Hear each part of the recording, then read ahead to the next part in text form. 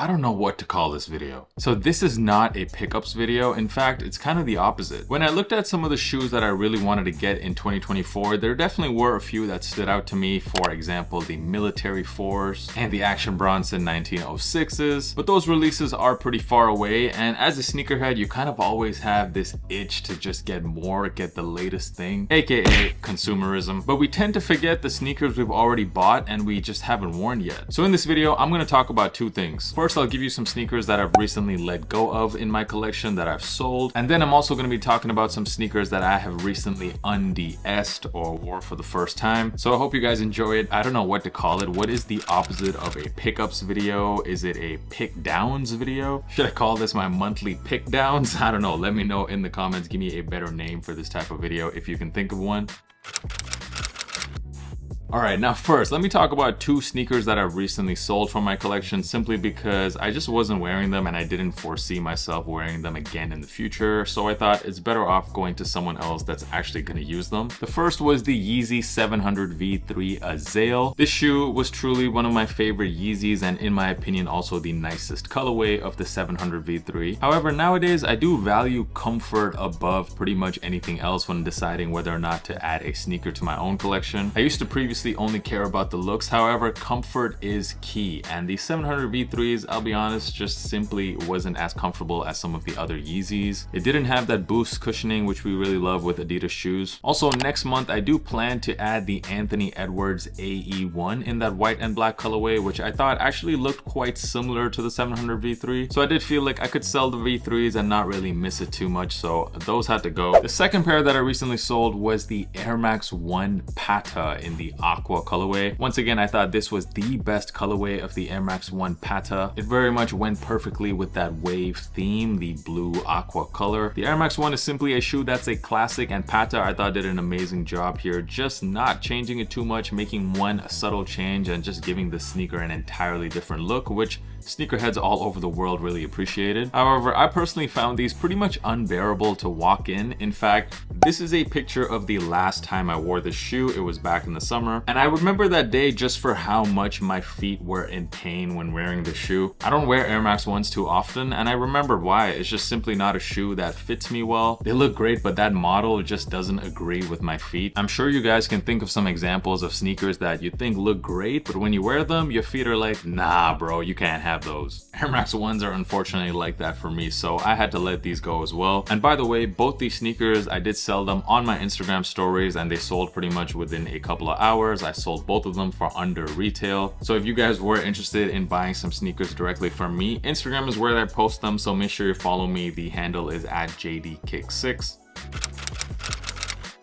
Alright, moving on to the more exciting part of the video, giving you some sneakers that I recently added to my own collection. Now, me as well as most other content creators in this space, we do get a lot of sneakers to review on our channels. Most of them, however, we do end up selling, sometimes even returning the shoes. However, there are some that are too good to pass up, some that I need to add to my personal collection. And that's what we're going to be discussing right now, starting off with these. This is the Asics Gel Terra Moa, and these look absolutely insane. These sneakers were part of the recently created Asics Novalis line, and this line was created in collaboration with longtime contributor Kiko Kostadinov, who has made some of the most incredible Asics collaborations over the last few years. The price point on these were definitely on the high side. They retail for $250. However, I did see them on sale in quite a few stores. I do have this black and pewter colorway, which was a bit difficult to get compared to the other two, which was the Java pair, and there was also this brown color. But in my opinion, these are incredible and well worth the price tag. First of all, it's an all leather shoe, which is pretty unusual for a pair of Asics. And also the cushioning is a combination of Asics gel technology and also FF Blast cushioning, which gives the sneaker a very responsive feel on feet. These feel incredible on feet, super comfy. If you're wondering about sizing, I think true to size will fit most people. However, if you have wider feet or slightly wider feet, do go up half a size, which is what I actually did. I do have a little bit of heel slippage going up half a size. However, However, I tried this shoe in my true size as well, and for me they were just a bit too tight. But I do go half a size up in pretty much all other Asics shoes as well, like the Gel Kayano 14s, so I would say go with whatever your normal Asics size is. Now this is a shoe that I know won't appeal to a lot of people. In fact, you might be watching this video thinking this is maybe the ugliest Asics pair you've seen. However, I do think my love for this sneaker really comes from the city that I live in, because this is the most Berlin looking shoe I can think of. If I could describe Berlin in a sneaker, it would be this. It's retro looking, but it has an edginess to it. It's dark, but it's elegant in its own way, and it's also very fashion forward. I can't lie, I absolutely love these. Another pair that I added to my collection, which I just simply couldn't stop thinking about, is the Asics Gel 1130 collab with Hall Studios in the Glacier colorway. I already have the Forest pair, which I think last year was maybe in my top 3 of most worn sneakers. They're just so comfy, and that colorway is sick. This was the third and final pair in the Asics 1130 collab with Hall Studios, and to be honest, it was my least favorite colorway of the 3 so far, but it's still such a clean shoe, and it has that very nice suede, which I appreciated a lot in the previous pairs. And Hall Studios must have realized that this colorway was maybe a bit bland, so that is why you get these hiking style orange laces, which I think look amazing on the shoe, really give it a nice pop. I know I'm gonna be wearing the shoe a lot in the upcoming spring and summer months. Also, I have to say, the combination of the really soft suede used here and this very soft Gel 1130 cushioning for me makes this like one of my most comfortable sneakers. It also fits me true to size, which is unlike almost every other Asics pair that I own. I go a half size up in the GT 2160 as well as the Gel Kayano 14s, but in these Hall Studios 1130s, true to size fits me best. I can't get enough of this shoe. It is super comfy. Had to add this to the collection. Next is a pair that I knew I would regret if I didn't cop, and that is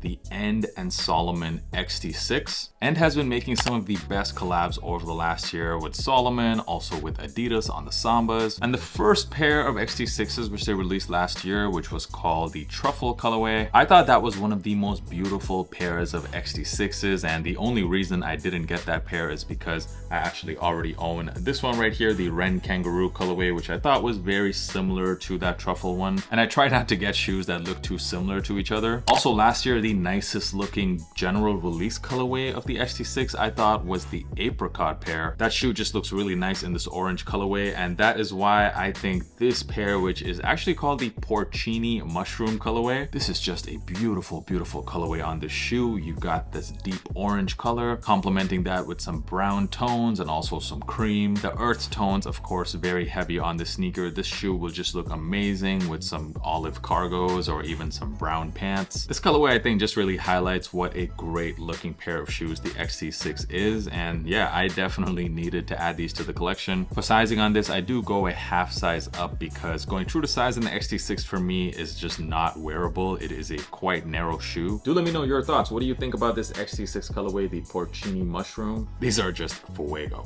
And the last pair I wanted to talk about, and this is definitely going to be the most controversial shoe in this whole video, and that is because it is a Tom Sachs shoe. But I have to give you a bit of a backstory here. So back when this shoe first came out, now this is the general purpose brown colorway. I was quite a big fan of the general purpose sneaker, but I thought that colorway was a bit too plain, so I ended up giving this shoe to my guy, the Shoe Doc. He is a sneaker customizer based here in Berlin. I will leave his Instagram handle down here. I gave it to him so that he could do his thing and customize it and make it look even better. And this all happened about 2 weeks before all that news about Tom Sachs broke, which some pretty serious allegations dropped against him. Nike ended up pretty much postponing all future releases, so that kind of made me not really want to wear this shoe. Now I'm going to show you what these ended up looking like.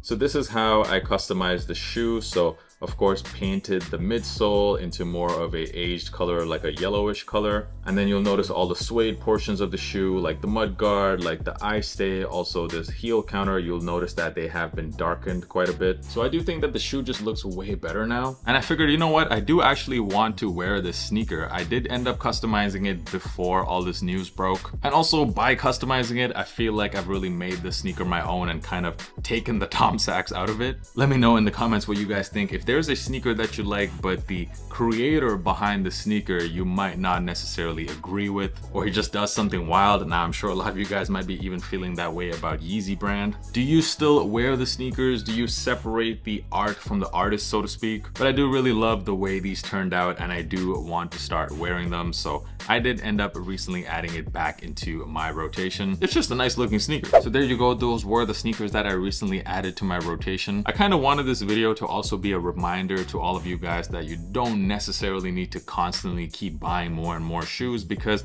I'm sure you've already bought a lot of shoes that you haven't even worn yet. So wear your sneakers first before spending your money on even more shoes. It is very good for your wallet. Let me know if you enjoyed this type of content. Hit that like button. That will tell me that you did enjoy the video. And if you haven't already done so, make sure you are subscribed to the channel, because I will be dropping tons of content just like this every single week. Of course, the links to my sneaker podcast can be found in the description as well. Thank you guys so much for stopping by and for supporting the channel. I'll catch you in the next one. Peace.